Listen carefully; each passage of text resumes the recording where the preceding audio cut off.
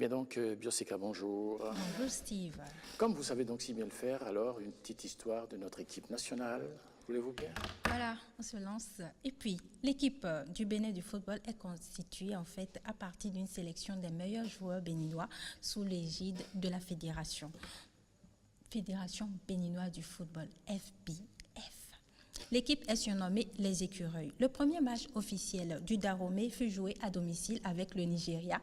Et nous avons perdu 1-0 et il faut le dire, c'était la première fois que nous jouons avant notre indépendance que nous avons eue juste après, en 1960. Le premier match a eu lieu en 1959.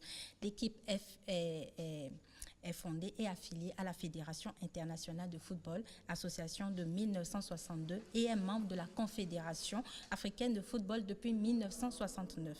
L'équipe béninoise prendra part à la Coupe d'Afrique des Nations en 2004, où il se qualifiera en fait pour la première fois de son histoire pour la phase finale de la CAN 2004. Les Béninois furent éliminés malheureusement au premier tour après s'être inclinés à trois reprises contre l'Afrique du Sud, le Maroc et le Nigeria. Coupe d'Afrique des Nations 2008, le Bénin se qualifia pour la deuxième fois dans son histoire. Le Bénin est à nouveau éliminé au premier tour en perdant ses 3 matchs contre le Mali, la Côte d'Ivoire et encore le Nigeria. Le Bénin inscrit un seul but durant le tournoi. Il est l'œuvre de Razak Omotoyosi. Vous le connaissez? Bien sûr. Contre la Côte d'Ivoire, une défaite soldée par 1-4.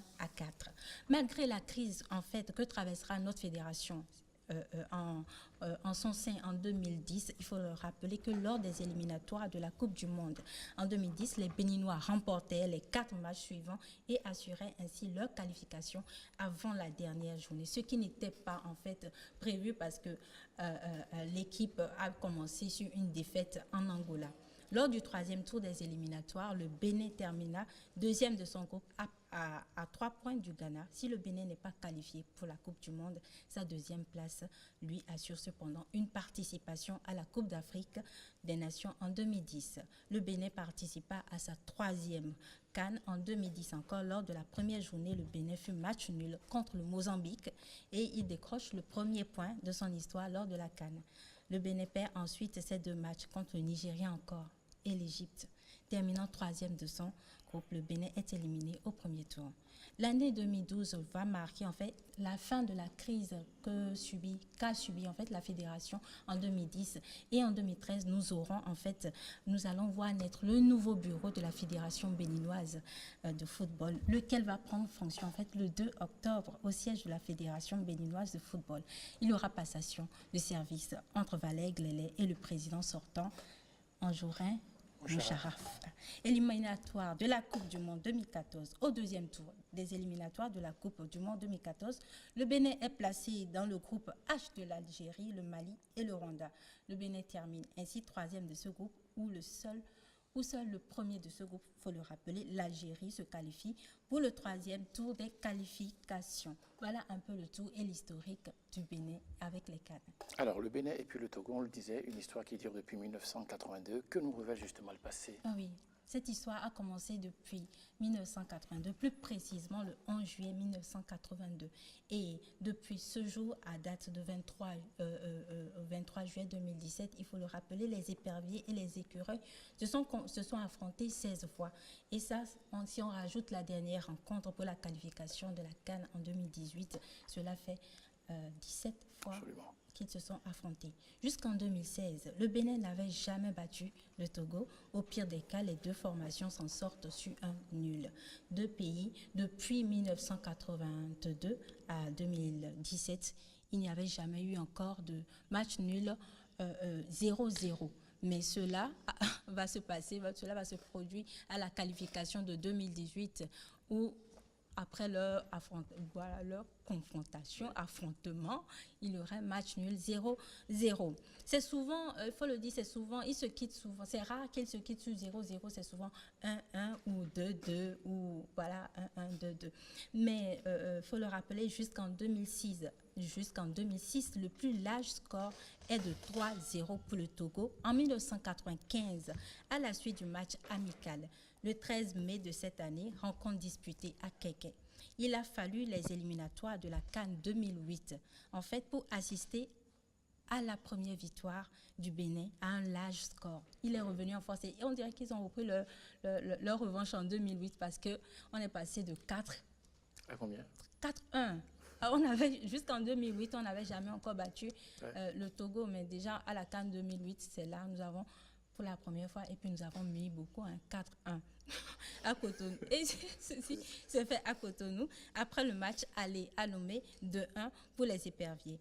Et 2007 à 2017, des 3 rencontres disputées entre les pays frontaliers, le Bénin remporte 2 et 1 match nul. À ce niveau, on note que le Bénin, depuis 2007, n'a jamais perdu devant le Togo, à Lomé comme à Cotonou. Donc, nous continuons. Nous serons sur cette même lancée. Nous continuons sur cette même lancée. Le 9 septembre 2018, pour la qualification de la CAN, le score était de 0-0. C'est mieux que 1-0, 4-0. Donc, à défaut de oui, on fait encore ce 0-0 là.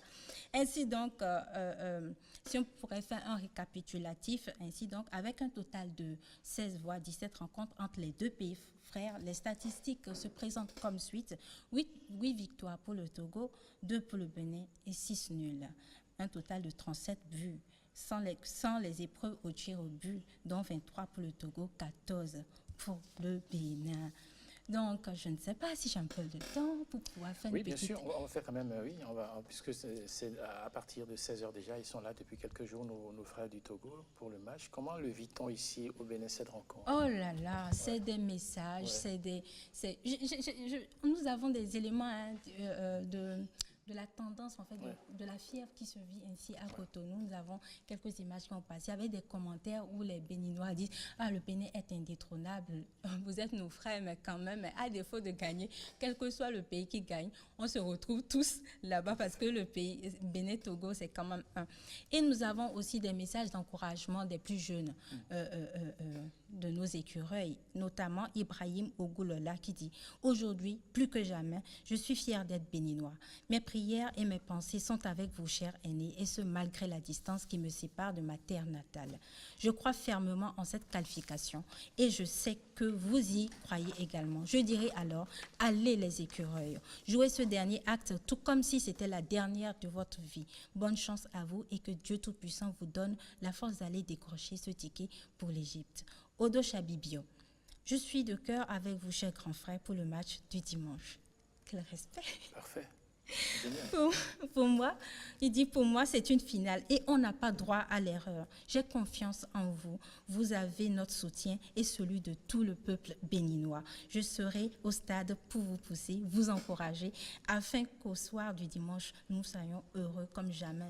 Vive le Bénin. Je suis fière d'être béninois. Ce sont des messages forts et aujourd'hui, nous pouvons le remarquer, que ce soit sur les réseaux sociaux, que ce soit même dans la rue. Nous avons cette fierté-là et ce patriotisme-là, cet amour pour nos écureuils qui commence à prendre de plus en plus d'ampleur. Et ça va toujours continuer. Parfait.